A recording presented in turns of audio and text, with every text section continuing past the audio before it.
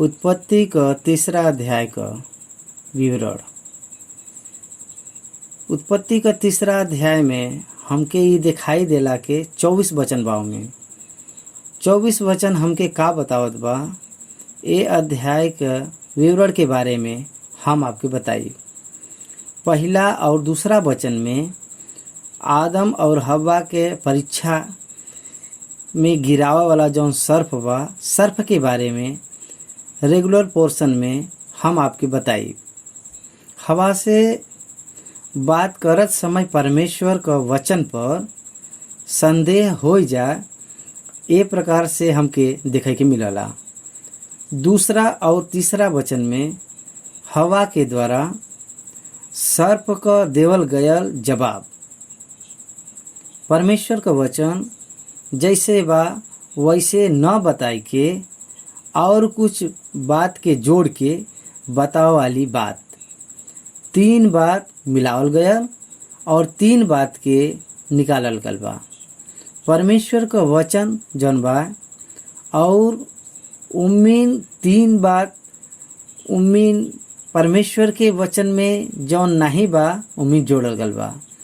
तीसरा और चौथा 5वां वचन में जौन चीज बाटे 3 बात मिलावल गल बा और 3 बात उनमें से निकालल गल बा। 6वां वचन में परमेश्वर का विरोध करल गल बा। उम्मीद ई हमके यहाँ पर देखे के मिलला। और 7वां वचन में जब वो सब पाप करे बयान तो पाप के कारण, पाप करे के कारण वो सब नंगा भगे न और उनके ढाके बदे अपने बुद्धि का वो सब सहारा लेके अपने बदे कपड़ा के तैयार करना। द इमीडिएट इफेक्ट ऑफ सिन, पाप का परिणाम जौन बात बा इस 7वां वचन में बा। और 8वां वचन में जब हम देखिला के परमेश्वर उनके फिर से दर्शन दे के उनके बदे उद्धार का कार्य प्रारंभ करे बयान, ऐसा हमके देखे के मिलला। और 9वां वचन से 13वां वचन तक अगर हम देखी तो परमेश्वर हवा से और आदम से और सर्प से प्रश्न पूछत बयान, ये हमके देखे कि यहाँ मिलला। और 14वां और 15वां वचन में स्पष्ट रूप से पाप के कारण के बाटे ई बात एमिन पता चलला। और पाप का कारण सर्प के और पाप के लावल गयल हवा के द्वारा और पत्नी का बात के सुन के पाप करल गयल हवा के द्वारा और आदम के और परमेश्वर का द्वारा सजा और मानव के पाप के कारण परमेश्वर भूमि के भी श्राप दिले बयान, सर्प के श्राप दिले बयान में और शैतान के भी श्राप दिले बयान। हवा के जन पीड़ा बाटे ज़्यादा बढ़ाए बयान और हवा के श्राप नहीं दिले बान और उनके पीड़ा के ज़्यादा बढ़ाए बान, सजा दिले बान। एकर मतलब कंडेमिनेशन। यही बदे आदम के भी सजा उम्मीद देवल गल बा और श्राप देवल गल बा। और ये सब सारी जन बात बाटे 16वां वचन तक हमके देखे के मिलला। एक बाद में 17 और 18 वचन में आदम के परमेश्वर मृत जवन अपने अनुग्रह के द्वारा देवे बदे कहल गल बाटे में उम्मीद सोच ले बयान। और 20वां वचन में आदम अपने पत्नी के हवा नाम दिले बयान। और 21वां वचन में परमेश्वर अपने रिडेम्पशन मतलब क्रूस के बारे में पहले ही वो बतावल चाहत बयान। तब यहोवा परमेश्वर आदम और उनकर पत्नी बदे चमड़े का कपड़ा बनाई के उनके पहनाए देवल गल बाटे। ई परमेश्वर का एक उद्धार के कार्य के पृथ्वी में देखावल गईल बाटे। और 22वां वचन में हमके देखे के मिलला के आदम हमारे साथे बयान और ये प्रकार से परमेश्वर ऐसे सोचे बयान। वो हमेशा जीवित न रही हैं और जीवन के वृक्ष का फल के खाए के हमेशा जीवित न रह। ये विषय बदे परमेश्वर निर्णय ले ले बयान और भूमि से उत्पन्न भइल आदम और भूमि में ही और मिट्टी में यहोवा परमेश्वर अदन के वाटिका से निकाल देले बयान और वो भूमि पर खेती करें जमीन से वो बनाए गल बयान। 23 और 24 वचन के जब हम देखी ला तो वो आदम के वहाँ से निकाल देले बयान और जीवन के मार्ग को पहरा देवे बदे अदन के वाटिका के पूर्व की ओर में करूब के और चारों तरफ से घूमे वाला आग के तलवार का वहाँ नियुक्त करे बयान। यही बदे पाप करल गयल मानव के अपन दया और अपन करुणा के द्वारा परमेश्वर उनके फिर से संभाले वाला परमेश्वर वो पाप के द्वारा न्याय के दिन तक जीवित रह के और दुनिया बदे एक कष्ट का कारण बनल गया। भौतिक मृत्यु के परमेश्वर देवई बदे मनुष्य के देवई बदे परमेश्वर विचार के न। यही बदे जीवन का वृक्ष के फल का न खाए। यही बदे वो वाटिका में से वो दोनों के परमेश्वर वहाँ से निकाल देना और वहाँ ओकरे बदले में वहाँ अग्नि और स्वर्गदूत का पहरा वहाँ रखवा देना। और तीसरा अध्याय जौन बाटे ये बहुत प्रमुख अध्याय बाटे। ये तीसरा अध्याय जौन बा मानव जाति में कौने प्रकार से पाप आइल और पाप का परिणाम का भयल ये सब सारी बात जौन बाटे हमके एमें देखे के मिलला। यही बदे ये महत्वपूर्ण अध्याय बाटे। पाप का सारा परिणाम जौन बा और उनकर विवरण और उनकर सजा और उनकर प्रतिफल ये सब सारा जौन बात बाटे एमें देखे के मिलला। अब हमके पहला वचन से परमेश्वर का ध्यान करे के बाटे।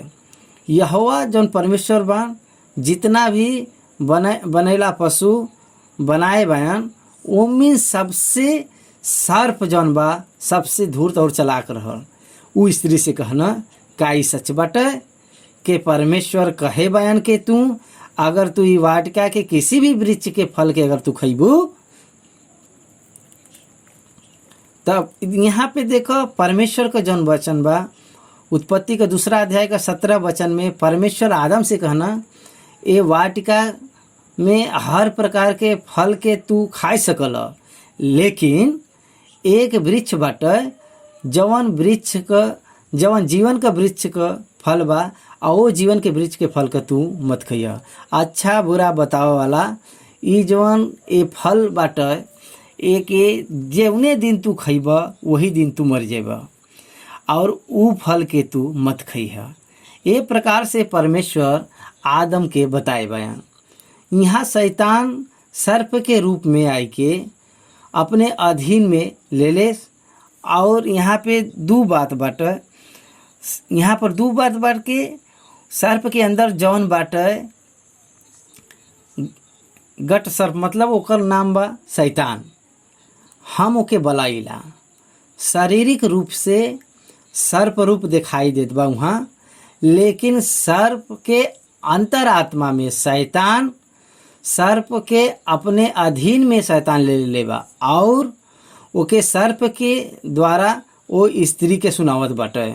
स्त्री परीक्षा में गिरिल बा धोखा खाइल बा और पाप में गिरिल बाटे और पुरुष भी पाप में गिर जाए ये प्रकार से वो ऐसन करे बा। ये प्रकार से धोखा भइल बा वहाँ और अपने पति के भी पाप में गिरावे के कारण वो बनिल बा। ये पहला वचन में अगर आप सोची हैं तो यहोवा जौन परमेश्वर बान जौन बनैले पशु बनाए बयान परमेश्वर बनावल गयल बनैले पशु में से भूमि में रहे वाला सब जंतु में से सर्प जौन बाटे सबसे ज़्यादा धूर्त और चलाक रहल। सारा जंतु में सर्प जौन बा सबसे ज़्यादा धूर्त और चलाक रहल। शैतान क जौन बुद्धि का कारण बाटे उ परमेश्वर का नहीं बा, लेकिन उ सब जंतु से ध्यान रखे वाला सांप बाटे। एकरे बारे में मूसा लिखत बयान के, मूसा इस प्रकार से लिखत बयान, यहोवा परमेश्वर सर्प के ज्ञानवान बनवैना। एकर अर्थ ही हवा, अगर इस प्रकार से अगर वो लिखतन के पाप का कारण स्वयं परमेश्वर खुद बनता। सर्प सब जंतु में ज्ञानवान रहल, मतलब कि चालाक रहल। ए प्रकार से मूसा ऐसे लिखे बया। मूसा का ई व्यक्तिगत सेंटिमेंट बाटे, इंसान के अपने बदे इस्तेमाल करे बदे ई सर्प जन बा अपने अंदर के शैतान के आत्मा के इस्तेमाल करे बा। यही बदे ई ज्ञानवान और चालाक बाटे।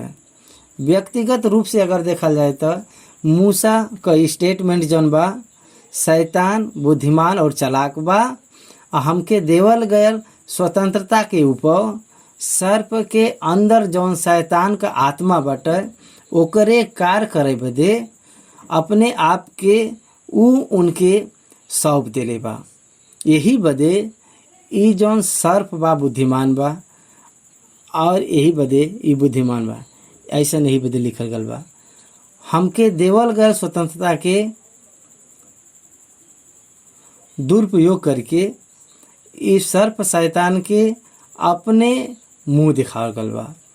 सर्प अपने अंतरात्मा में रहे वाला शैतान के अपने ऊपर दे के उनके द्वारा हवा के धोखा ओ देवे बदे और जौन बाटे के धोखा में गिरावे बदे अपने आप के उ सौंप देले बाटे। यही कारण बाटे के परमेश्वर उनके बुद्धिमान नहीं बनाए रहना। यही उकरे बाद में जब सर्प बात करत रहल, जब सब सर्प बात करत रहल तो ई हमके समझे बा के उनके अंदर से शैतान बात करत बा। जब हम 14वां वचन का अगर विवरण जब आई तब हम सर्प और शैतान का विवरण हम तोहके देबे। परमेश्वर जवन आज्ञा उनके दिले रहना, वो आज्ञा के ऊपर में 2 प्रश्न के परमेश्वर रखे बयान। ये वाटिका में से कौनो भी वृक्ष का तू फल न खाए बदे का परमेश्वर तोहसे कहे बयान। ये सच हवै का? ये सच हवै का? जब ये बात बतावत बाबू तो वो सच के जान के वो सच्चाई के ऊपर सच हवै का? ई का सच में सच्चाई है का? संदेह के लावत बाटे। Is the word of true? It is true? क्या ई सच हवै का? जब वो ए प्रकार से बोले बा वो सच हवै के नहीं बा तो वो हम अपने अभिप्राय के हमके बतावे के बा। तहार जन परमेश्वर यहोवा बा ई वाटिका के कोई भी वृक्ष के नहीं खाए के बा। क्या ये प्रकार से कहे बान का? कितना विचार करे के बात बाटे, कितना ये सोचे वाली बात बा, किमिन गंभीरता ये बात बाटे। ये प्रश्न में वृक्ष का नाम नहीं बतावल गल बा। वो लूसीफर के कितना चालाक से हवा के गिरावत बा में यहाँ देख सकल। परमेश्वर ई वाटिका के किसी भी वृक्ष के फल का न खाए ऐसा परमेश्वर नहीं कहे बा। तहके बताए बान का क्या ई सच बाटे का? ऐसन के मत खैया कैसे कहे बान का?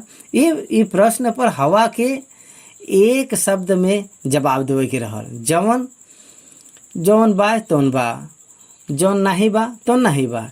लेकिन हवा ऐसा ए प्रकार से जवाब नहीं दिले, लेकिन विस्तार से सर्प से वो बात करे लगी और उनके इच्छा के अनुसार परमेश्वर का वचन के लेके किस प्रकार से सर्प से बात भइल बा में कुछ मिलाई के और कुछ निकाल के जवाब में उ देले बाइन। जब वो जवाब देले बा तो बहुत महत्वपूर्ण बात के हमके देखे के बा। यहाँ उत्पत्ति का 17वां वचन में, उत्पत्ति का 17वां वचन में परमेश्वर जौन आज्ञा दिले बयान, जौन परमेश्वर जब ये आज्ञा दिले रहना तब आदम अकेला रहना, हवा जौन स्त्री रहनी वहाँ पर नहीं रहनी। और तीसरा अध्याय में सर्प और हवा से जब बातचीत होत रहल तो हवा का ये प्रश्न का जवाब मालूम बा, ए प्रकार से उ बतावत बा परमेश्वर कभी भी अपने बात के बदलन नहीं। दूसरा और 17 वचन में जौन बताए बा उम्मीद से एक वचन के निकालल गल बा और एक वचन के उम्मीद से जोड़ल बा, उ ऐसन कभी न करिहा। That is the character of God. फिर उहे बतावे के बा, लेकिन अपन स्वतंत्रता के इस्तेमाल करके अपने परमेश्वर के वचन में कुछ और जोड़ के उ बताए बा और कुछ बात के उम्मीद से निकाल के उ जवाब दिले बा। तीसरा वचन में हमके देखे के मिली, और जवन वृक्ष वाटिका के वृक्ष में बा उनके फल के विषय में बतावते। ये वाटिका का सब वृक्ष का फल हम खा सकिला, लेकिन वाटिका के जौन बीच में बाटा जौन वृक्ष बा ओकर फल हम नहीं खा सकिला। परमेश्वर कहेबान न तो तू ओ वृक्ष का फल न तू ओके छू भी नहीं सकल, अगर ओके छूबू तो मर जइबू। यहाँ पर परमेश्वर वृक्ष का नाम बताए बयान, लेकिन हवा यहाँ पर नहीं बताए बा। परमेश्वर जब वृक्ष का नाम बताई ना तो वो वाटिका के मध्य में बाटा ई नहीं बताए। अच्छा बुरा का ज्ञान दे वाला वृक्ष जौन बा, अच्छा बुरा का ज्ञान दे वाला वृक्ष वाटिका के मध्य में बाटा, ई सत्य बाटा। और वही वाटिका के मध्य में जीवन का वृक्ष भी बाटे, लेकिन हवा वाटिका का वृक्ष जौन बाटे वृक्ष बाटे उ जौन ऐसन बताल बा। फिर से परमेश्वर वहाँ पर 2 वृक्ष के रखे बयान, दोनों में से एक वृक्ष के बारे में उ बताए बयान। वृक्ष जौन बा वाटिका के मध्य में बाटे, जौन वाटिका के मध्य में वृक्ष बा ओकर नाम बदल के ओकर सही नाम न लेके उ बतावती बाई तू मरबू। परमेश्वर ऐसा नहीं करे कहे बा, निश्चय तू मरबा। परमेश्वर ऐसा कहे बा, आज्ञा दिले बा, परमेश्वर आज्ञा दिले बा।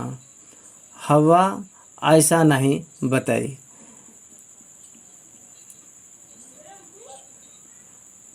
परमेश्वर ऐसा कह के नहीं बतैना, लेकिन हवा चुन के ओके ये प्रकार से बताए। और हवा कुछ पद के मिलाए उम्मीन और कुछ पद के उ उम्मीन से जोड़े और खुद के अपने शरीर में से परमेश्वर के ए वचन में से अपने स्वयं के बुद्धि से उ रचे बाए। परमेश्वर का जौन वचन बाटे वैसे न बताई के उ अपने स्वयं के बुद्धि का उपयोग करके जब उम्मीद उ बताए बाटे, तब ओकरे बाद में शैतान उनके सामने परीक्षा में गिरे बदे जगह देले बा। तब सर्प स्त्री से कहे बा तू निश्चय न मरबू, तू निश्चय न मरबू। लेकिन परमेश्वर खुद जानत बान के कि जौने दिन तू ओकर फल खैबू वही दिन तोहार आँख खुल जाई और तू भले और बुरे का ज्ञान के पाई के परमेश्वर के तुल्य परमेश्वर के समान हो जाइबू। हवा का स्वयं का ज्ञान शैतान के अवसर देले बाटे। आकाश के देख के हवा और एक सीढ़ी पर चढ़ के परमेश्वर के झूठा ठहराए बाटे। ई परमेश्वर के झूठा देखावे बदे कोशिश करत बाए। पर शैतान तू न मरबू तहार आँख खुल जाई और बुरी आशा पाप क गर्भ लेही और पाप के गर्भ से उत्पन्न हुई। दुराशा गर्भ लेगी पाप क और ओकरे बाद उ पाप के जन्म देही और पाप जौन बा मृत्यु का जन्म देही। ऐसन याकूब पत्री का पहला अध्याय 14वां वचन में प्रकार से लिखल बा। दुराशा दुराशा दुराशा, जब तू ये फल खइब त न मरब। ई जौन आशा बा तुम न मरब, तहार आँख खुल जाई, तू अच्छे बुरे का ज्ञान प्राप्त करब, तू देवता के समान हो जाइब और स्मॉल लॉर्ड्स बनब और उ परमेश्वर के समान हो जाब। और ओकरे बाद परमेश्वर बने के मतलब का हो? परमेश्वर के तुल्य बनब। परमेश्वर के तुल्य बनब एकर मतलब ई बा कि परमेश्वर के जैसे हो जाब। परमेश्वर जौने तरह से महिमा के पावत बयान, वैसी प्रकार से तू परमेश्वर के तुल्य हो जाब। ई सब भी महिमा के प्राप्त करिए। शैतान ए प्रकार से उ सबके भड़कावत बा। जैसे शैतान पाप करे बा उसी प्रकार से ई दुनों पाप कर, यही बदे ई दुनों के शैतान बहकावत बा। तू न मरब, तहार आँख खुल जाई और तू देवता के समान हो जाइब। ये विषय जौन बा परमेश्वर के मालूम बा। ये विषय परमेश्वर जानत बा। नो डाउट योर गॉड। तहरे परमेश्वर का, अपने परमेश्वर का अनुमान कर, संदेह कर, डाउट कर। काहे बदे के तू का बनब? तहार परमेश्वर के मालूम बाटे। यही बदे उनके जैसा न बने बदे, ए वृक्ष के फल के न खाए बदे उ कहे बयान। यही बदे से उनकर ई बहाना कहे बदे एक उनके अंदर में आवा और खाए के बाद ये सब हमरे समान हो जिए। ये प्रकार से अनुमान शैतान लावत बाटे। ये प्रकार से वो झूठ बोलल और ये झूठ का पिता है। ये झूठ का पिता है। ये आदि से नर हत्या करे वाला शैतान परमेश्वर का रचना, आदम हवा ए सृष्टि का रचना कर बा। परमेश्वर का संदेह लाभ दे शैतान एक तरह से उस भकाए बा और ये लोग परमेश्वर के बारे में विचार कर सकें, ए प्रकार से बहकाए बाटे और अपन युक्ति से, अपने खुद के ज्ञान से उनके बहकावत बाटे। शैतान अपन झूठ से, अपने झूठ से हवा के विश्वास दिलावत बाटे। यह धोखा खावे का यहाँ मतलब बाटे। धोखा खावे वाला व्यक्ति जौन बा कितना भी बुद्धिमान रहे और धोखा देवे वाला ओसे कितना ज़्यादा बुद्धिमान बा, ये सोचे के बारे में जरूरी बाटे। ये स्त्री सर्प के ऊपर डाल देले। एकर कहे के मतलब वो भी इनके पाप के अंगीकार नहीं करत रहे। आदम और हवा, both of them rejected to accept the same. They blamed each other. They blamed शैतान and blamed to God. This is nothing but the sin. यह पाप है। हमके कोई भी पाप और कोई भी पुण्य हमके पता नहीं बाटे। इस सजा से दूर जाए बदे वो सब झूठ बोले लगना। शब्द में जब इस सब बोलना तो सच लगे, लेकिन अंतर से वो सब में सत्य नहीं रहा। अंतर से वो सब में सत्य नहीं रहा। शब्द में सत्य के दिखावे बदे वो सब कोशिश करत रहना।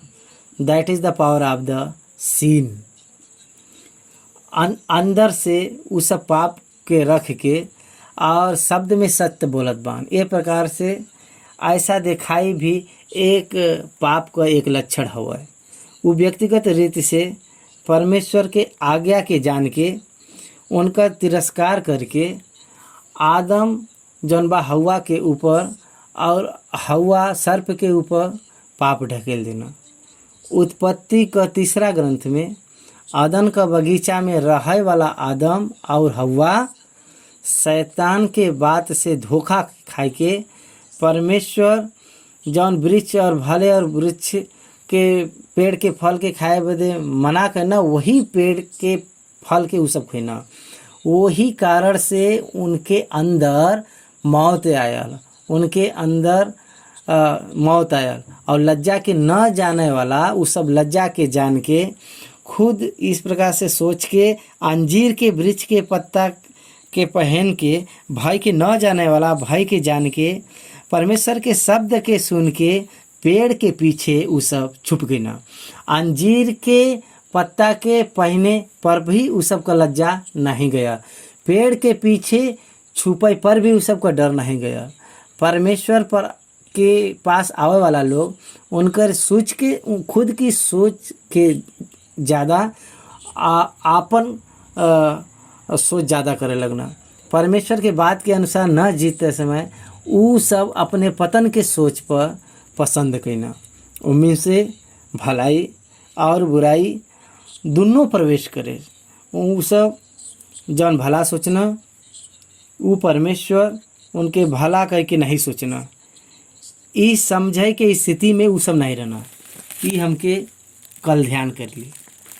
इस संदर्भ में परमेश्वर आदम से प्रश्न करे पर आदम इनडायरेक्टली परमेश्वर हयन कारण है, परमेश्वर खुद ही कारण हन दोष लगैना। हवा के प्रत्यक्ष कारण कह के उनके दोष देना, खुद पर दोष लगावे के रहा, लेकिन खुद के दोष को उ छुपा लेना। पाप के कारण परमेश्वर पर दोष लगावाला बन गया। हवा जौन भाई सर्प पर दोष लगाइस, ओकरे कारण हम फल के खैली ऐसा कहत हुए सर्प के ऊपर ढकेल देने। तब परमेश्वर सर्प से बात करत बया। अब हमके ए फिर ध्यान करे वाली बात बा। प्रार्थना। बहुत अधिक प्यार करे वाला परमेश्वर पिता, धन्यवाद हो प्रभु, स्तुति हो प्रभु, आज के वचन ध्यान के द्वारा हमसे बात कर प्रभु, यीशु मसीह के नाम से मांगत भाई। उत्पत्ति का ग्रंथ 3 अध्याय 14 वचन से ध्यान। तब यहोवा परमेश्वर जौन मान सर्प से कहना, तू जौन कहे बाया यही बदे सब घरेलू पशु और सब जंगली पशु से अधिक तू श्रापित बाया। तू पेट के बड़ चलल करबा और जीवन भर मिट्टी चाटत रहबा, और हम तहरे और स्त्री के बीच में और तहरे वंश के बीच में और एकरे वंश के बीच में हम बैर उत्पन्न करब। उ तहरे सिर के कुचल डाली और तू उनके एड़ी के डसबा। 14वां और 15वां वचन में अक्षरात में रहे वाला सांप के और अंतरंग के शब्द के रहे वाला गट सर्प के शैतान के उद्देश्य में लेके बतावल गल बाटे। ई बात अदन का बगीचा में युक्ति के साथ काम करे वाला जौन सांप बा, शैतान के धोखा में फंस गयल शैतान के अपन शरीर दे के सहायता करे के कारण से परमेश्वर सर्प के श्राप देना।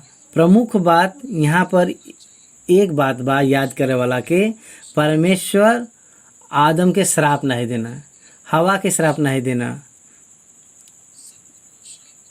सांप के श्राप दिले बानू, शैतान के श्राप दिले बा, आदम के निमित्त भूमि के श्राप दिले बा, हवा के परिश्रम के पीड़ा के बढ़ैना, आदम के परिश्रम के बढ़ैना, मानव के श्राप नहीं देना।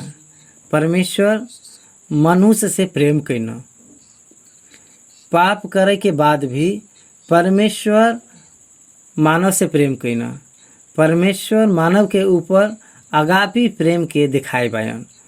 अदन के बगीचा में मानव पश्चाताप नहीं करेगा, लेकिन फिर भी परमेश्वर एक बदे महान त्याग के करेगा। परमेश्वर का करल गयल ये महान त्याग के उनके कारण से आयल गयल चमड़े का कपड़ा बनाए के परमेश्वर उनके पहनावत समय और आदम अंगीकार करना। आदम आपन उद्धार बदे कुछ भी नहीं करना। आदम के उद्धार बदे परमेश्वर सब कुछ करना। आदम अपने रक्षा बदे पेड़ के पीछे छुप गई ना। अपन लग जाके निमित जौन बा चारों तरफ अंजीर के पत्ता के पहनना, वो दोनों उनके बदे काफ़ी नहीं रहल। परमेश्वर उनके अंजीर के पत्ते के स्थान पर चमड़ा का अंगरखा को बना के देना। लहू बहाव के कारण, वो महान त्याग के कारण आदम के पाप के परमेश्वर ढाक देना। यीशु के लहू बहावे तक निर्दोष जंतु के लहू का आदम के लहू के बदले में परमेश्वर अंगीकार करे बयान। यही बदे आदम के बगीचा में पाप करके भी जीवित रहना। शारीरिक और भौतिक रीति से भी अंतरात्मा में मरे वाला जाए वाला आदम भौतिक रीति से जीवित रहना।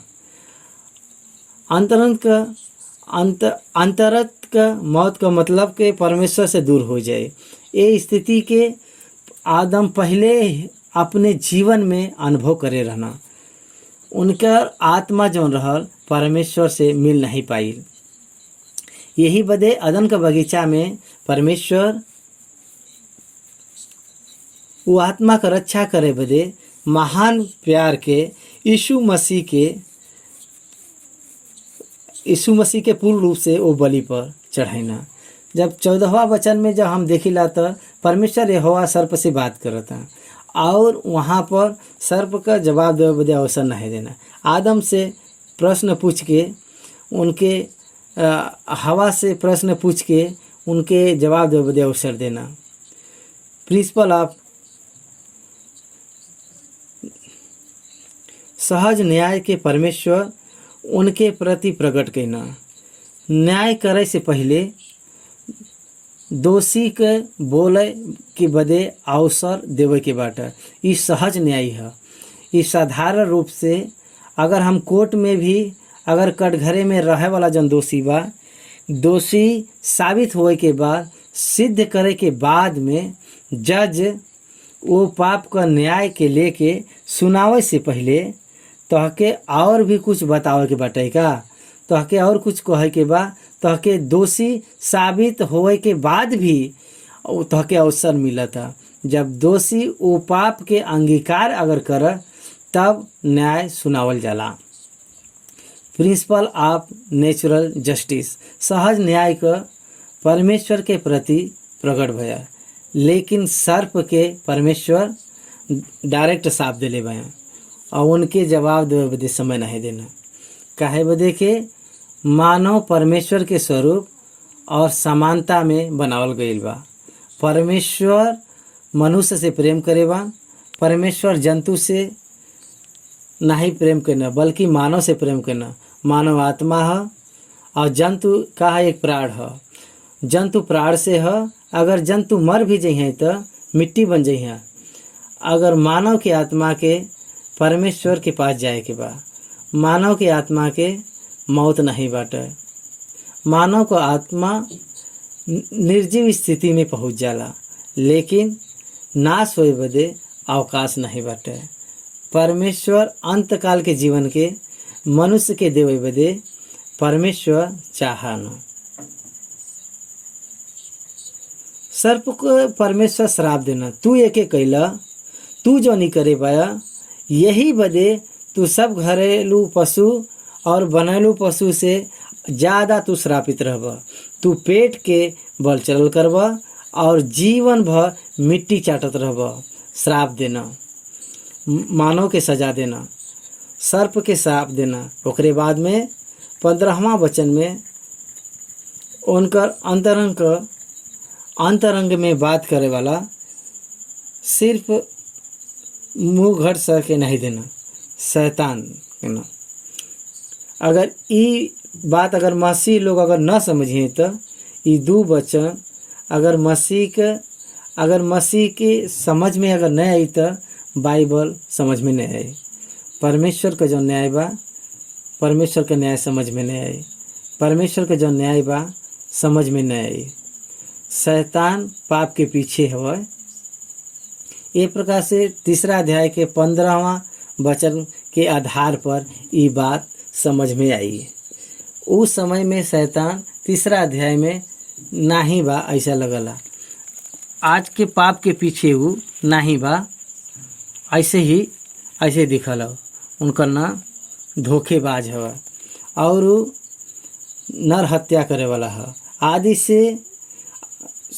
से ही वो चोर है, वो चोरी करे वाला है। ऐसा ओकरे बारे में यीशु मसीह बताए बयान। शैतान से प्रभु कहना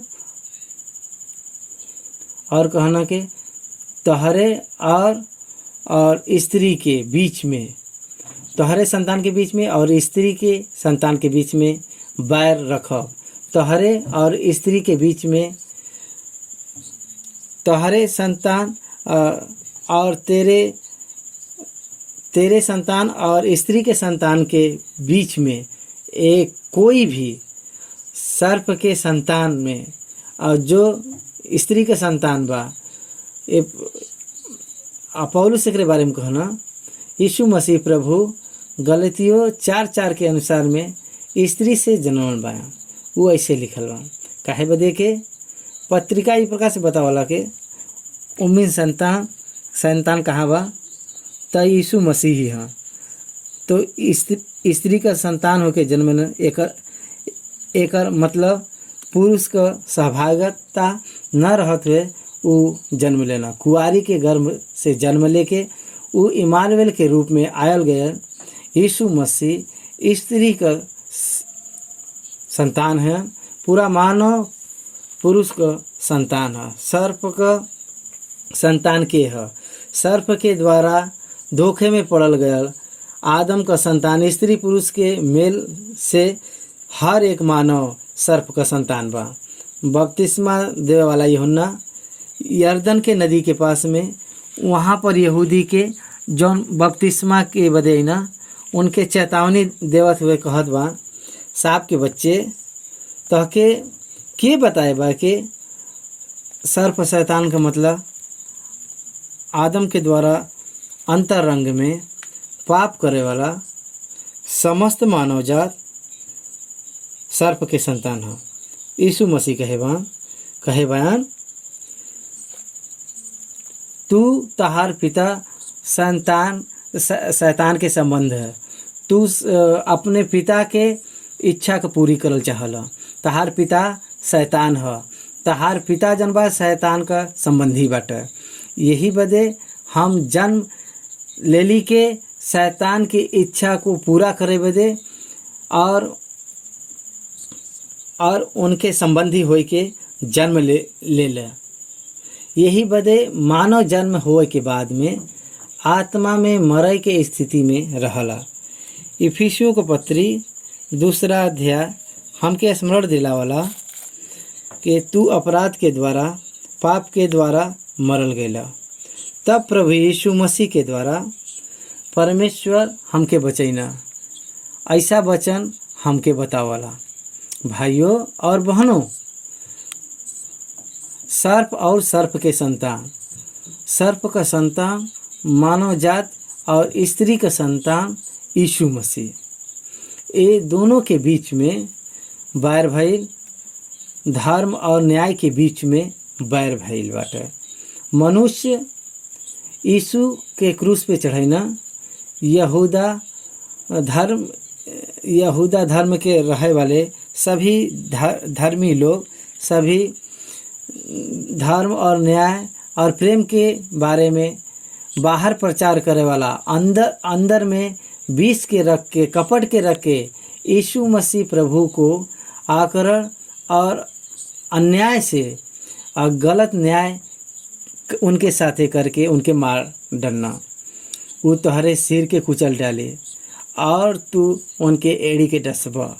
वो करके फुट नोट में एक प्रकार से लिखल गया, वो तोहरे सिर के कुचल डाली। एक मतलब जौन बा कि शैतान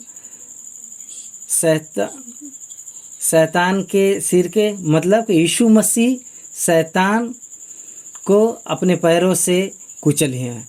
यीशु मसीह अपने बल से शैतान के पूरे अधिकार के क्रूस पर यीशु मसीह उनके मौत के द्वारा पूरी तरह से निकाल दे वाला बा।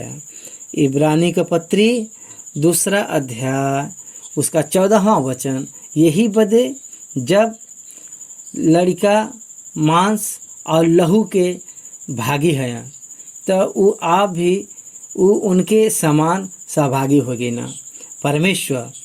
परमेश्वर के जौन वचन बा, यीशु मसीह पुत्र परमेश्वर सर्प का सिर के कुचल के मनुष्य के पाप से, श्राप से और आग के कुंड में से, न्याय में से छुड़ावे बदे स्त्री के गर्भ में शरीर के धारण करके जन्म लेना। यूहन्ना का 1 अध्याय और वचन देहधारी भयल और अनुग्रह और सच्चाई से भरपूर होई के हमारे बीच में डेरा करे। यशायाह का जन ग्रंथ 7वां अध्याय उसका 14 वचन के अनुसार, एक कुआरी गर्भवती हुई और एक पुत्र जनी और ओकर नाम इमानुएल रखल जाई। एक कुआरी गर्भवती हुई और पुत्र जनी और ओकर नाम इमानुएल रखल जाई। मती 1:21, तू पुत्र जनबू, तू ओकर पुत्र, ओकर उनका नाम इमानुएल रखह, काहे कि वो अपने लोगन के उनके पापों से वो उद्धार करें। Emmanuel, the deliver of the people, deliver of the sin, पापी का उद्धार करता, पाप से छुटकारा दिला वाला इमानुएल।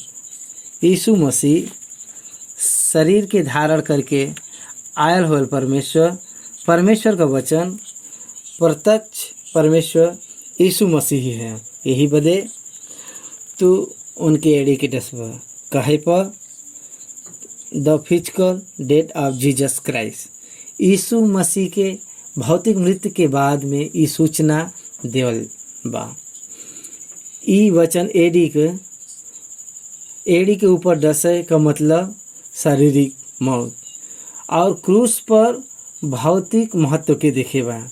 क्रूस पर आध्यात्मिक मौत के देखे बा, आध्यात्मिक मौत के देखे बा। आध्यात्मिक मौत के परमेश्वर के द्वारा छूटे पर देखना, भौतिक मौत के और पताल में रहे वाला आत्मा के एकत्रित करे बदे देखल गल बा। उद्धार का काम पूरा भयल, उद्धार का काम पूरा करे के बाद भौतिक मौत के उ आह्वान के न एक उद्देश्य पताल में रहे वाले, परदेश में रहे वाला और बड़े समूह के पवित्र लोगन के उनके स्वाधीन में लेवे बदे, पिता की उपस्थिति में लावे बदे उ भौतिक मौत के उपैना और उद्धार देवे बदे यीशु मसीह भौतिक मौत के नहीं पैना। उद्धार देवे के बाद यीशु मसीह भौतिक मौत के पैना। यीशु मसीह का शारीरिक जौन मौत बा हमरे बदे रक्षा नहीं करे बा। यीशु मसीह के अंत आध्यात्मिक जौन मौत बा मानव बदे एक उद्धार का कारण भइल। इस सच्चाई के न जाने वाला मसीही सुसमाचार के न जाए पे हैं। This is the deepest root of the gospel in the Bible. ई गहरी सच्चाई के बारे में बाइबल में बतावल गल बा। The spiritual death of Jesus Christ. यीशु मसीह का भौतिक कष्ट मानव बदे एक चंगाई का कारण बना। यीशु मसीह का भौतिक मौत परदेश में रहे वालन के आत्मा और स्वर्ग में लावे बदे एक कारण भइल। एकर मतलब उद्धार, मतलब आध्यात्मिक अंतरात्मक के बारे में उद्धार का मतलब होला के आत्मा का उद्धार। एकर मतलब के शरीर का भी पुनरुत्थान हमके देवल गयल बा। हम परमेश्वर का बच्चा है। परमेश्वर के द्वारा देवल गल उद्धार का कारण हमें होवे वाला नया जीवन का अनुभव का कारण ये सच्चाई के हमके जाने के बा। ई तोहरे सिर के कुचल डाली, एकर मतलब ई तोहरे सर पे मरिहा। यीशु मसीह पाप में से मनुष्य के बचाए सकना। यीशु नाम में ही उद्धार मिल सकला। आकाश में और भूमि के ऊपर और भूमि के नीचे कहीं भी और कोई भी नाम से उद्धार न मिली। सिर्फ यीशु मसीह के नाम से ही तहके उद्धार मिली। यीशु नाम में ही उद्धार बाटे और कौनो नाम में उद्धार नहीं बा। There is no other God like Jesus Christ. There is no any God except Jesus Christ. यीशु मसीह के अलावा कोई भी परमेश्वर नहीं बा, कोई भी उद्धार करता नहीं बा। वो इस प्रकार से कहत बा और कहता हम परमेश्वर है, हम ही उद्धार करता है। The only God and the only saviour Jesus Christ. यीशु मसीह उद्धार का काम उत्पत्ति का ग्रंथ 3 अध्याय में गहराई से समझावत बा। गहराई से समझावत बा 16वां वचन से 21वां वचन के तक रहे वाला वचन के फिर से आपके ध्यान कराई। उजन बाटे स्त्री से मतलब हवा से कहेस, हम तहरे पीड़ा के और तहरे गर्भवती होए के पीड़ा के हम बढ़ाई। तू पीड़ित होए के बालक उत्पन्न करबू और तहार लालसा तहरे पति की ओर हुई और ऊ तह पर प्रभुता करी। स्त्री का दुख और पीड़ा के अधिक न। पाप करे के पहले आदम समानता में रहे वाला, ऊ पाप करे के बाद पुरुष के अपन ऊपर प्रभुता करवाई बा। एकर कारण ही बा और उनकर जो लालसा हर समय उनकर पति रही और हर समय उनकर पति रही ओकर लालसा और ऊपर प्रभुता करी और वो फिर आधारित रही हैं और वो बदे और उस प्रकार से और यही बदे अभी भी संसार का महिला मंडल जौन बा प्रयास करे के बाद भी परमेश्वर के द्वारा हवा के देवल गल सजा हुआ। यीशु मसीह के द्वारा फिर से समानता मिलिल बा और उनके अलावा यीशु मसीह के बाहर कोई भी पुरुष कोई भी स्त्री समान नहीं देख सकला। स्त्री पुरुष के साथ समानता में ठहर नहीं सकला। चिल्लाए पर भी ये नहीं हो सकला। It is the God's punishment for the women and it वाज कंटिन्यू। आदम को देवल गया और उनके बाद आगे के पीढ़ी में ई कंटिन्यू भइल बाटे। प्रभु कहत बा तहार पीढ़ा और तहरे गर्भ के दुख के हम अधिक करब। स्त्री के बारे में एक कहावत रहला, इस स्त्री के रूप से जन्म लेवे से अच्छा जंगल में एक हिरनी के तरह जन्म ले बेहतर हवा कह के बोलल जाला। ऐसा एक कहावत कहल गल बाटे। काहे बदे कहल गल बा? काहे बदे कि परमेश्वर के द्वारा देवल गया पनिशमेंट के कारण स्त्री के परमेश्वर के द्वारा मिलल गयल जोन सजावा, गॉड पनिश देम बट नॉट कर्स देम। उनके शिक्षा बदे सौंपे बा लेकिन कंडमेंशन के शैतान के नहीं सौंपे बा। It is the God's made words to them. Adam से बात करत हूँ, तू अपने पत्नी के बात के सुनो। शैतान के बाद हवा सुने, हवा के बाद आदम सुनना। आदम के टेम्पटेशन नहीं भयल, परीक्षा नहीं भइल। हवा का तो परीक्षा भइल लेकिन आदम परीक्षा में न पड़त हुए आसानी से वो फल के खैना। यही बदे परमेश्वर कहना, तू आपन पत्नी के बात के सुनला, जौने वृक्ष के फल के खाए से हम तहके मना करे रहली वही के तू खैलू।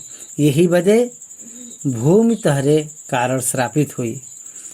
और एक समय में भूमि में से निकालल गई सूखी भूमि को विस्टेशन कंडीशन सब कुछ बदलत बाटे, और तू उनके उपज जीवन भर दुख के साथ खायल करब, और तहरे बदे काटा और ऊट कटारा उगाई, और तू खेती के उपज खइब, और तू अपने माथा क पसीना क रोटी खायल करब, और अंत में मिट्टी में तू मिल जइब।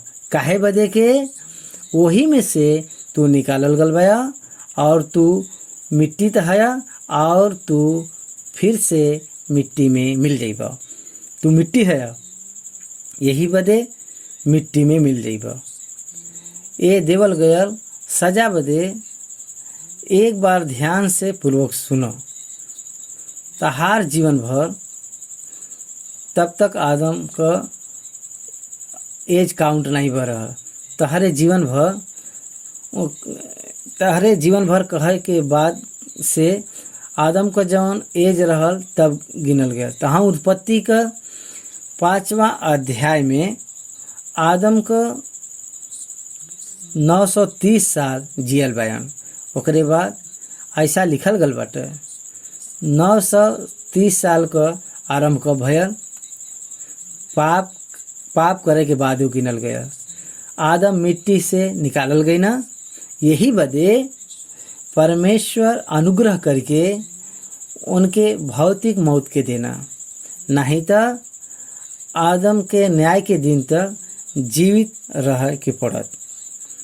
न्याय के दिन तक आदम भौतिक रीति से कष्ट के झेलत हुए, उ दुख के सहत हुए, भूख का अनुभव करके, काटा और ऊट कटारा के उगत हुआ कष्ट से फसल के खात हुए जीवन बितावे के पड़त।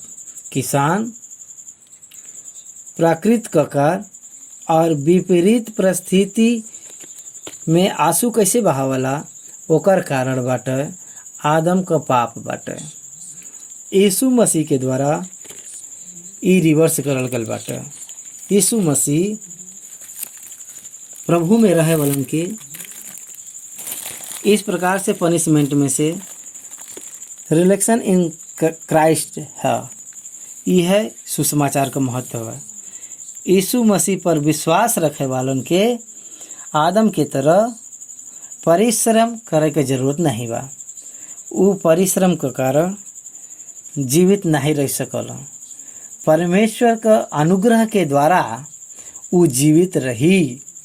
परमेश्वर के सहायता के द्वारा ही वो जीवित रही। उनकर जीवन विशिष्ट रही, और आदम के द्वारा आयल गयल वो पनिशमेंट यीशु मसीह के द्वारा निकालल गयल ये उद्धार का एक महान भाग बाटे। आदम के पाप के कारण भूमि के श्राप देवल गया। भूमि का स्थिति और परिस्थिति बदल गई। पहले कभी भी न उगे वाला भूमि में से कांटा और ऊट कटारे उगे लगल। एक वृक्ष के पानी देके फलवंत होए बदे बहुत मेहनत लगला, और बिना किसी परिश्रम को, किसी के बिना बोए बगैर काटा और ऊट कटेरा उग गया। ए ग्रेट पनिशमेंट टू आदम। आदम के एक भयंकर पनिशमेंट परमेश्वर दिले बयान। फिर भी परमेश्वर उनके अनुग्रह में मौत के देना। उत्पत्ति का ग्रंथ 3 अध्याय 17 वचन के हम पढ़ब। और आदम से उ कहना, तू जौन अपन पत्नी का बात सुन ल और जौने वृक्ष के फल के विषय में हम तहके आज्ञा दे रही कि तू ओके मत खइह, तू वही के खइला, यही बदे भूमि तहरे कारण श्रापित बा। तू उनकर उपज जीवन भर दुख के साथ खाल करब और उ तहरे बदे काटा और ऊद कटारा उगाई और तू खेत का उपज खइब और अपने माथे का पसीना का रोटी खायल करब और अंत में मिट्टी में मिल जाइब। काहे बदे कि तू वही में से निकाल लगल बा, तू मिट्टी है और मिट्टी में ही फिर से तू मिल जाइब। परमेश्वर यहोवा आदम के बगीचा में पाप करे के तुरंत बाद मिल के उनके गलती के स्वीकार करे बदे अवसर देले बयान। आदम अपने गलती के स्वीकार नहीं करना लेकिन छुपाए लेना, पेशाधारी बन गए ना, अपने पत्नी के ऊपर ढकेल देना। वो आदम से परमेश्वर 17वां वचन में कहत बयान के कि हमके तहके आज्ञा दे रहे कि मत खइह, लेकिन तू अपन पत्नी के बात के सुन के हमारे आज्ञा के उल्लंघन करना। जौने फल के हम खाए बदे मना करे रहली वही फल के तू खइला, यही बदे तहरे निमित्त भूमि के श्राप मिलल बा। तब परमेश्वर आदम के श्राप नहीं देना, लेकिन परमेश्वर आदम के निमित्त भूमि के श्राप देना।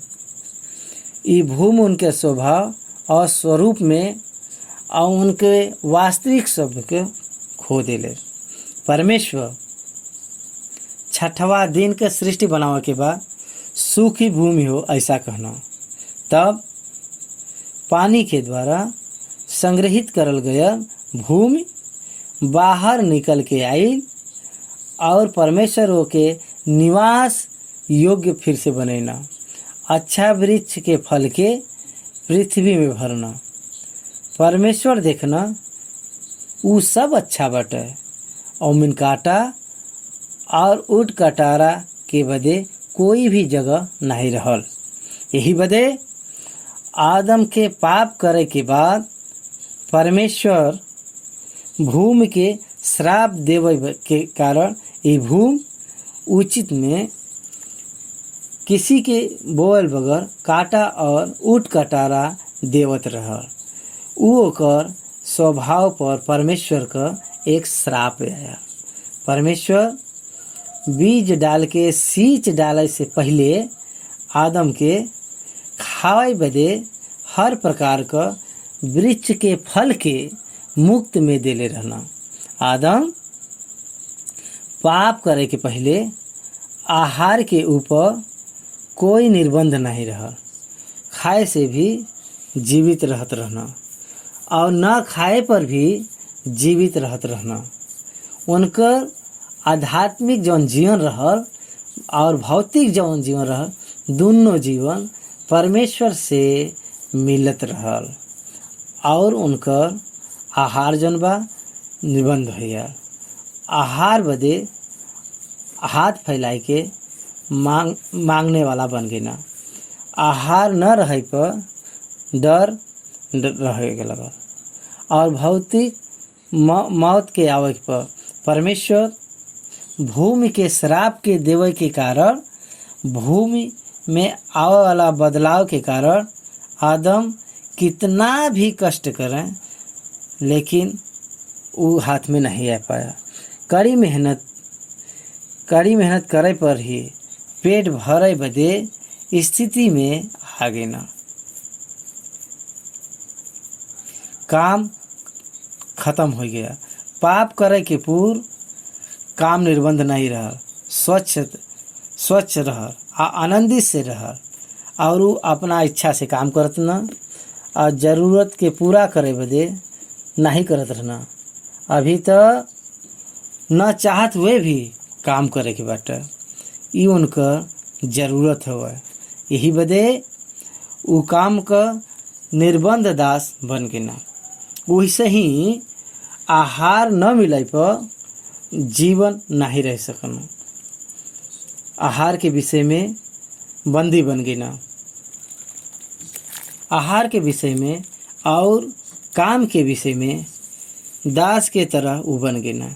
भाइयों और बहन लोग, बड़ी स्वतंत्रता जगह से दास के जगह पे गिर गिना। वहाँ नया रूप से परमेश्वर वहाँ भौतिक मौत के इंट्रोड्यूस करना।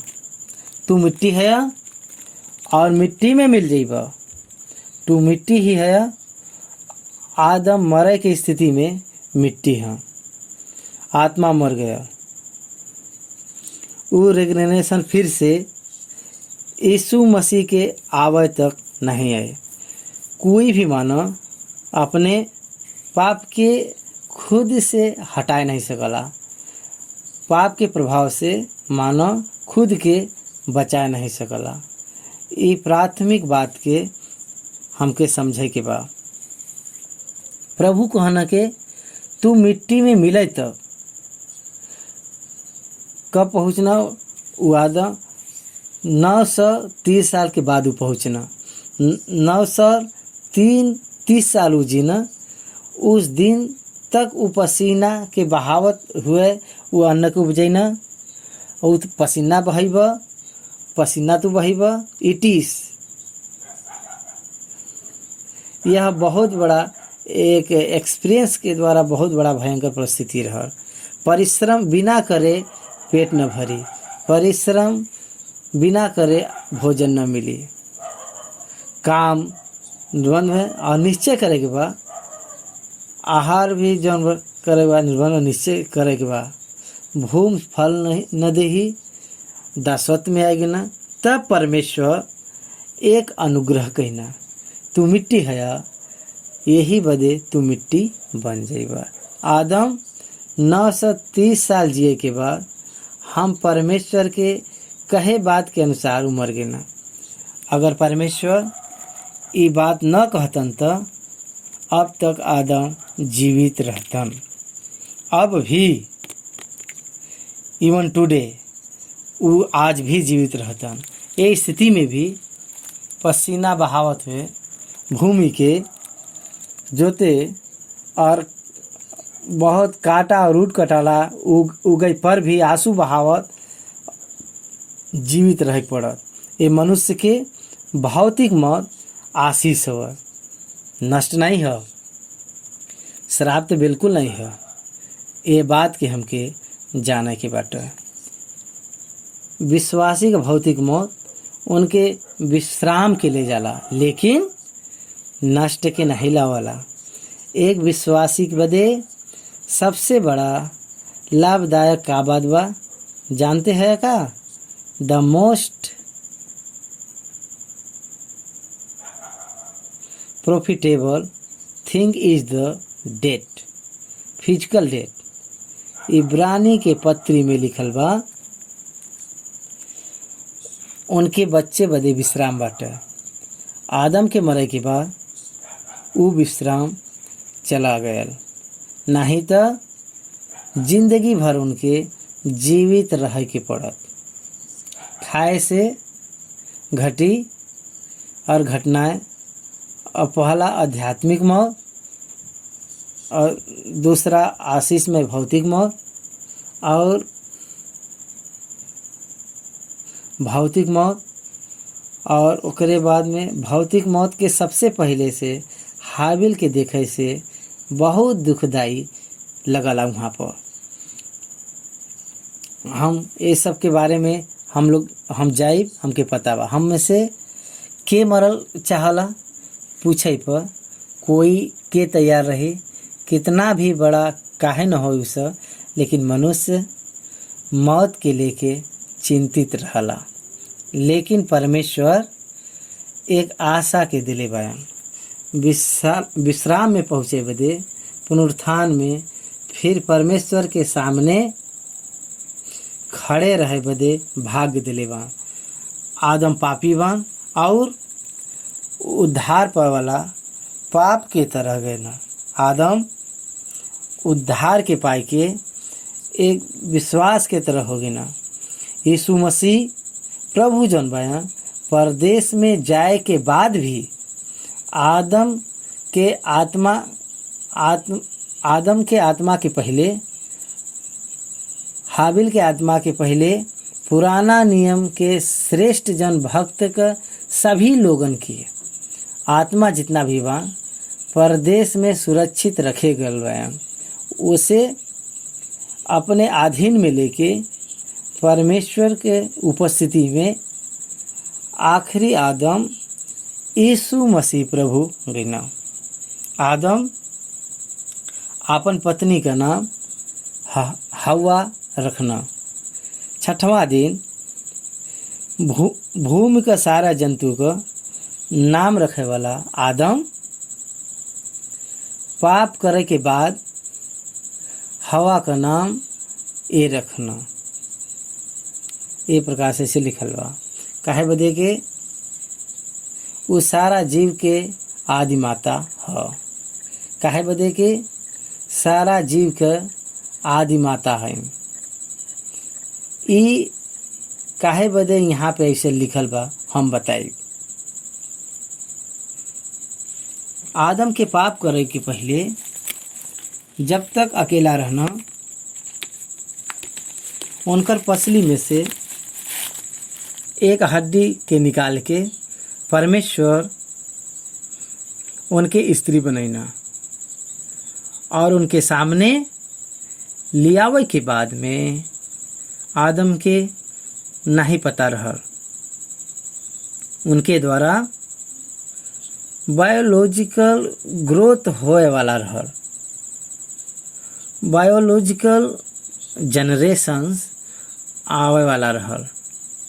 ई बात उनके बतावल गए नहीं गरहल। ई बात नहीं बतावल गरहल। लेकिन यहाँ पर स्त्री से परमेश्वर कहत बयान, तू बहुत पीड़ा से संतान के जन्म देबू। यही बदे आदम उनसे सारा जीव के आदि माता हुई हैं, ऐसा कहत बयान और आशीष देत बयान।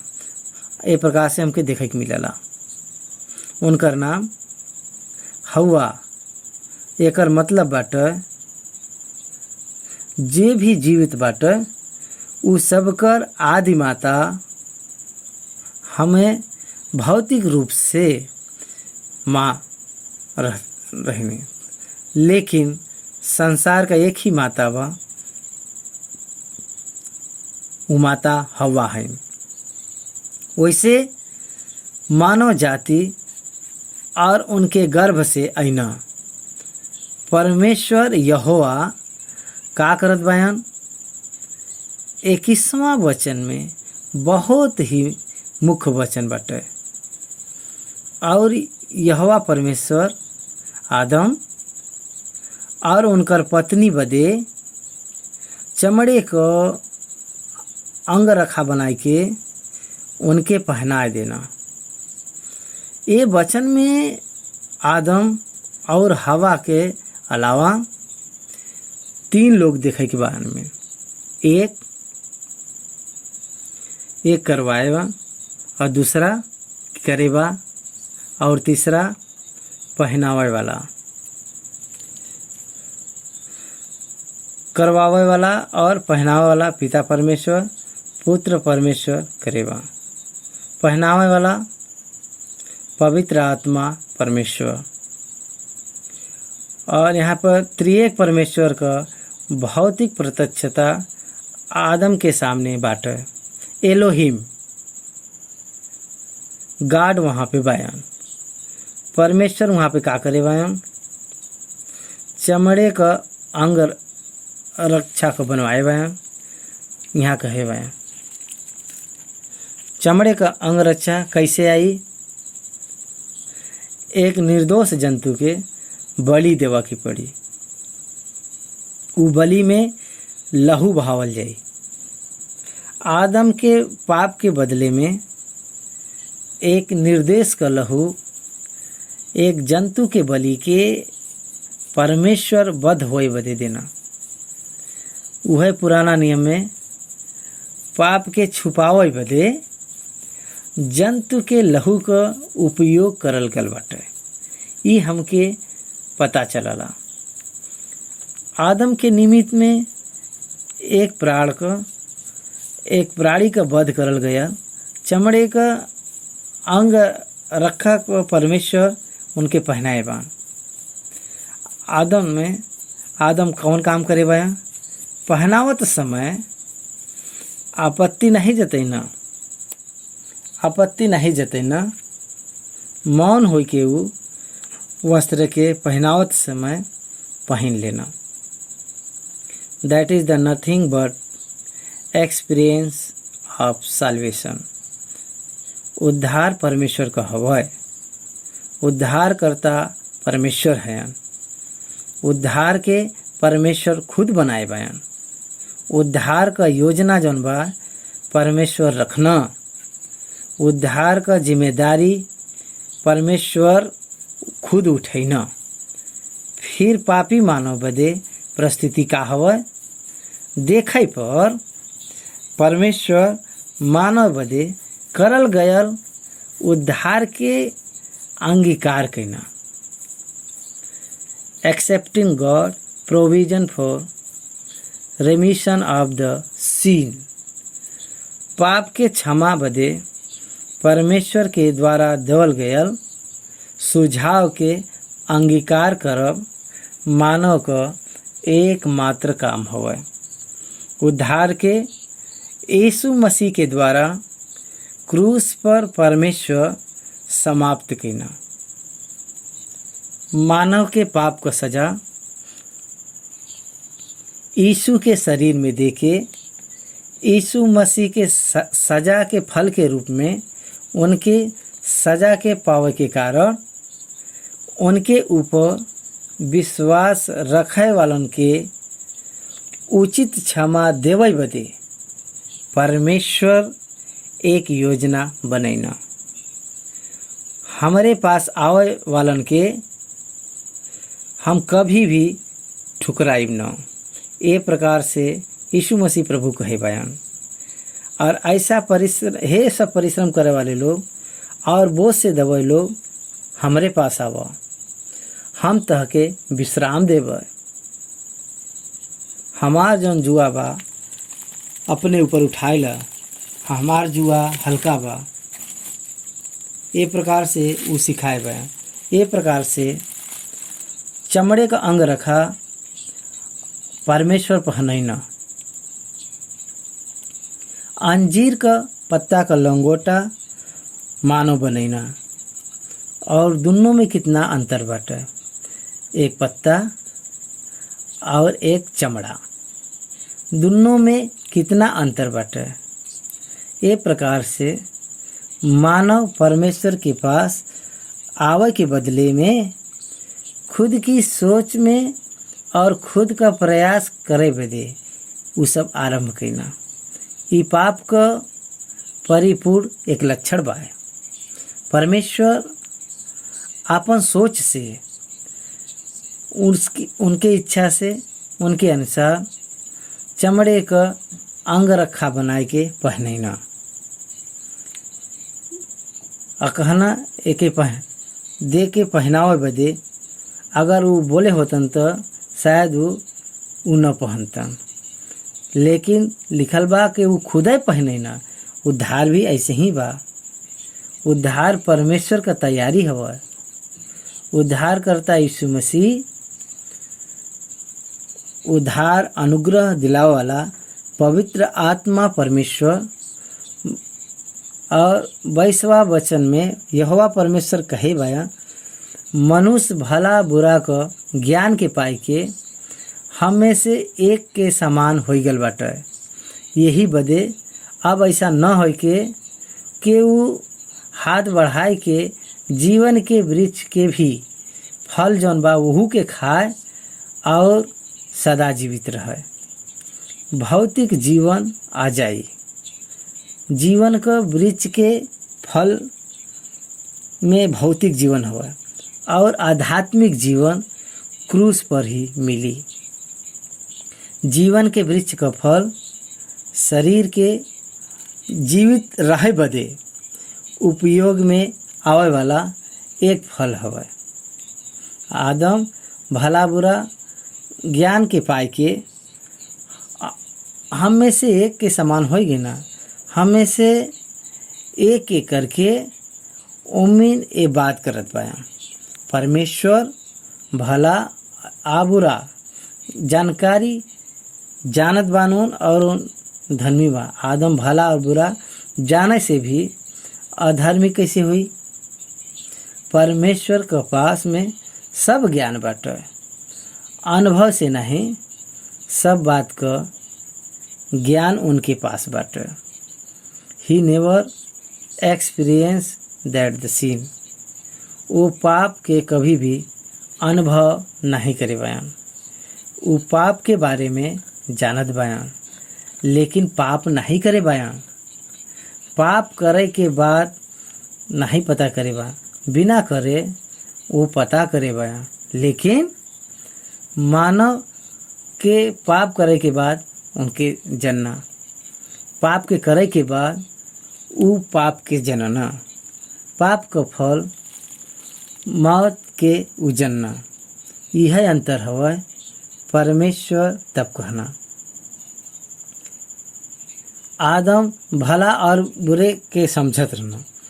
विचार करे वाली बात ई बाटे कि उस दिन से आदम और उनकर संतान भला का नाम से खुद की सोच जो रहल, खुद की इच्छा और खुद का मन का करल गई। लेकिन परमेश्वर के पास में है ना, that is the power of the sin in the hearts of the people. यह हवा प्रजा का हृदय में रहे वाला पाप का शक्ति। परमेश्वर के पास न आवे बदे खुद के सोच के उ करवावला। याद रखे की बात भाई कि एक बात हम बतावत भाई के ज्ञान के द्वारा परमेश्वर को आप नहीं समझ सकते, लेकिन विश्वास के द्वारा परमेश्वर के हम समझ सकिला। कुछ बहन हम परमेश्वर के परख के जान ले ली, कुछ वचन का ध्यान करके पता करके ग्रंथ के पढ़ के पता कई के ऐसे कहना, यह उनके दिमाग से संबंधित बाटे, उनकर ह्यूमन में कन्वीनियंट भइल और ये उत्तम बाटे। परमेश्वर का बात पर विश्वास करो। विश्वास के द्वारा हम परमेश्वर के जानिला। not by our knowledge, not by our mindset, not by our any achievement, we never experience God। परमेश्वर के कभी भी हम जान न पाए। परमेश्वर के जाने बदे विश्वास एक ही मूल बाटे। विश्वास न रहे पर परमेश्वर तह के कभी भी समझ में नहीं है। तो हरे ज्ञान के द्वारा तू परमेश्वर के न समझ पाएगा। ये प्रकार से परमेश्वर का हद बयान वो हाथ बढ़ाई के जीवन के वृक्ष के खा लें और निरंतर जीवित रहें।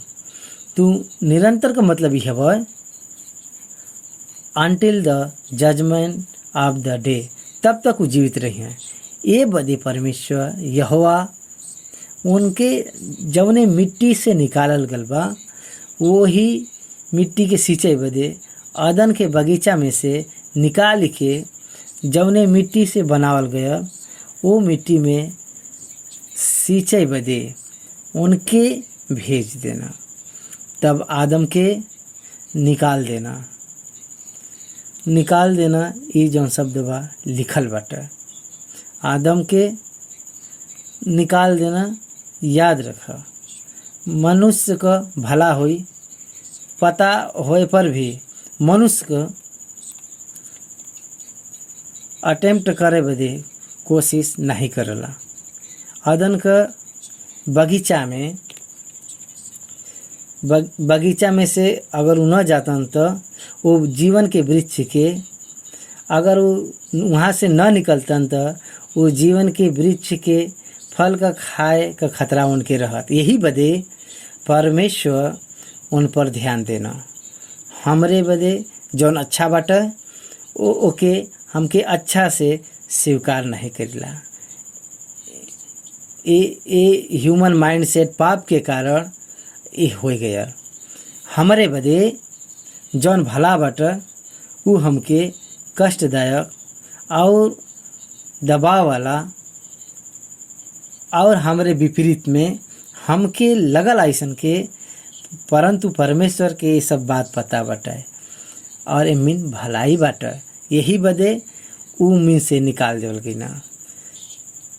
ए प्रकार से शब्द ऐसन लिखल बाटे, निकाल देवल गई। हम में से के पसंद होला, लेकिन अगर उ सब निकालल न जातन तो कुशलता न रहत। God designed for our life never be understood by human mind। हमके अपने भौतिक रूप से समझ में नहीं आवला। यही वजह परमेश्वर के आत्मिक ज्ञान के हम समझ नहीं पाइल जा। ये प्रकार से कुरिन्थी के पत्री में लिखल गल बा, आदम के वो निकाल देना और जीवन के वृक्ष के मार्ग के पहरा देवे बदे अदन के वाटिका के पूर्व की ओर में कोरबन के और चारों ओर से घूमे वाली एक आग तलवार के नियुक्त कर देना, जैसे हम आइडेंटिफाई नहीं कर सकिला जा। आज के दिन में आदम फिर से वापस नहीं आवा। यही बदे ये प्रकार से रुकावट वहाँ पे डालल गए। भाई लोग और बहन लोग, आदम का बगीचा से बहिष्कृत भइल आदम के अच्छा रहा, भौतिक के पाना अच्छा रहा और चमड़े का अंगरक्षक का बनाई और आदम के लिए अच्छा रहल। आदम कहे रहल हैं कि हम तो अच्छा से अंजीर के पत्ता का लंगोटा बनाए भाई, ये हमके न चाहिए। ई प्रकार से ऐसा वो सोच सकत रहना, लेकिन वो आवश्यकता रहल उनका। वो चमड़ा के अंगरक्षा के पीछे बहायल गया लहू और छुपायल गया पाप अद्भुत रीत से समझ में आवला। इस सच्चाई के हमके जाने के बाटे यीशु मसीह के नाम से हम आपसे विनती करत बाई के उत्पत्ति के 3 अध्याय में मानव का पतन स्पष्ट रीति से लिखल गल बाटे। आदम परमेश्वर का स्वरूप और परमेश्वर के समानता में बनावल गई। उत्पत्ति का ग्रंथ 1 अध्याय 26वां वचन में ये बात लिखल गल बाटे के उत्पत्ति में उनकर पसली में से हवा के किस प्रकार से परमेश्वर बनैना, वो और कौने तरह से पति पत्नी उ सब बनना, वो परमेश्वर के स्वरूप में किस प्रकार से भइना, एकरे बारे में हम देखली। और 3 अध्याय का 1 वचन में और परमेश्वर के स्वरूप में उ सब बयान, और 3 अध्याय के आखिरी वचन में आखिरी अध्याय में आवे के बाद वो परमेश्वर के द्वारा निकाल देवल गल बयान। वहाँ पे एक प्राथमिक सच्चाई के न बोले के चाहिए। परमेश्वर उनके आदम से निकलना, लेकिन वो अपने पास से उनके नहीं निकलना। परमेश्वर का स्तुति हो। मानव परमेश्वर के पास न आवे बदे आदम के पाप करे के दिन से आदम से पीढ़ी से पीढ़ी ऊ प्रकार से करत बा, परमेश्वर से दूरी को बनावत बा। लेकिन पाप करे वाला आदम के पास जैसे परमेश्वर है ना, हर मानव के पास में परमेश्वर आवत बायन। नया नियम में यीशु मसीह प्रकाशित वाक्य के 3 अध्याय में 20वां वचन के अनुसार हृदय के द्वार पर खड़ा भई उ खटखटावत बयान। मनुष्य पाप के कारण आध्यात्मिक अंधकार में उचल गया। यीशु मसीह उजियाला वचन रूपी उजियाला को उनके हृदय पर प्रकाश पड़े बदे वो जीवन उनके अंदर प्रवेश करे के बाद ही परमेश्वर से वो फिर से मिल पाई हैं।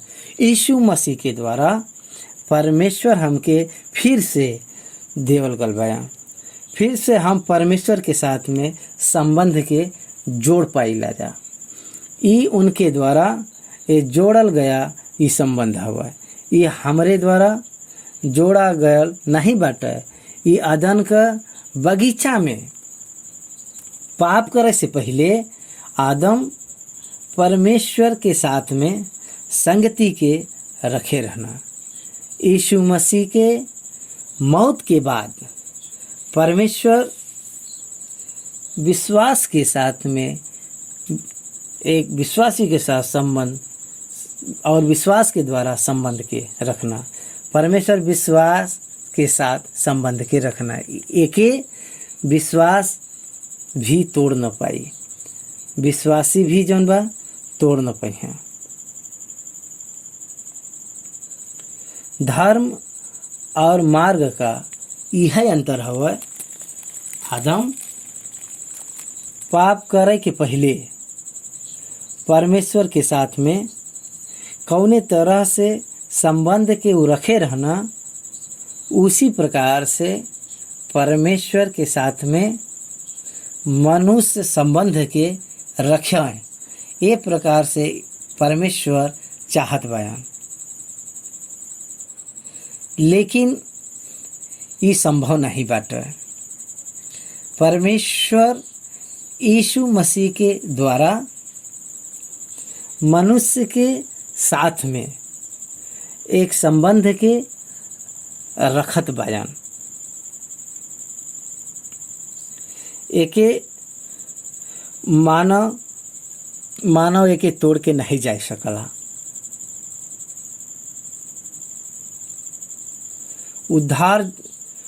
उद्धार जौन बा उ शाश्वत हवा। उद्धार शाश्वत हवा। यही बदे कि मानव बदे एक आशा बाटे और अनंत काल का जीवन परमेश्वर ऊपर विश्वास रखे वालन बदे एक प्रदान करे बयान। और तीसरा अध्याय जन बाटे समाप्त अभी हम करे बा यहाँ पर।